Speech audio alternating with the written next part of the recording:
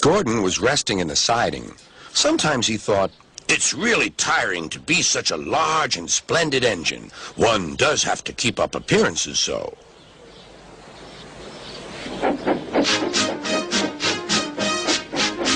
Beep, beep, beep, beep. Hello, lazy bones, whistled Henry.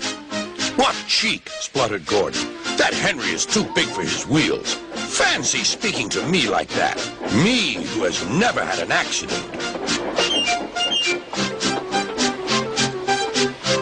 Are jammed whistles and burnt safety valves accidents? Asked Percy innocently. No, indeed. High spirits. Might happen to any engine. But to come off the rails like Henry did, well, I ask you, is that right? Is it decent? Then it was Henry's turn to take the express. Gordon watched him getting ready. Be careful, Henry. You're not pulling the flying kipper now. Mind you keep on the rails today.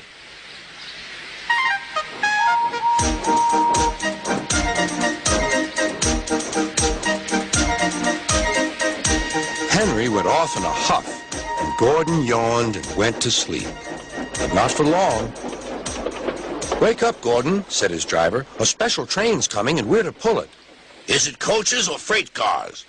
Cars, said his driver. Cars, said Gordon.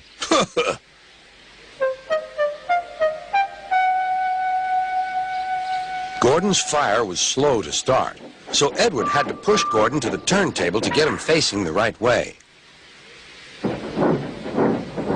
I won't go! I won't go! Grumbled Gordon. Don't be silly! Don't be silly! Puffed Edward. At last, Gordon was on the turntable. The movement had shaken his fire. It was now burning nicely and making steam. Gordon was cross and didn't care what he did. He waited till the table was halfway round. I'll show them, he hissed. He moved slowly forward to jam the table, but he couldn't stop himself and slithered into a ditch. Whoosh! He hissed. Get me out! Get me out!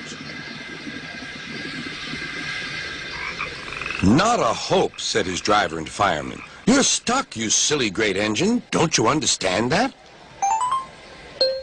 They telephoned Sir Topham Hatt. So Gordon didn't want to take the special train and ran into a ditch? What's that you say? The special's waiting? Tell Edward to take it, please, and Gordon, leave him where he is. We'll get him out later. On the other side of the ditch, some little boys were chattering.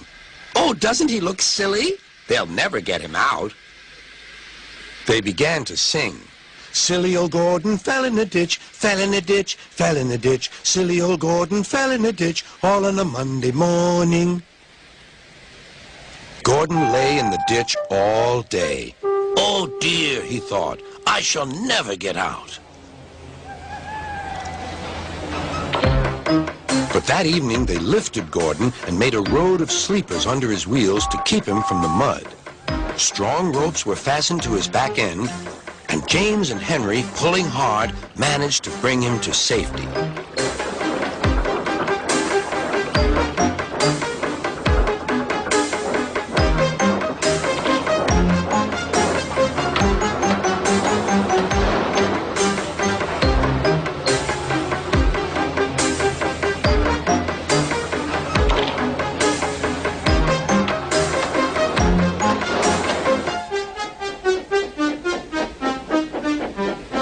Late that night, Gordon crawled home, a sadder and wiser engine.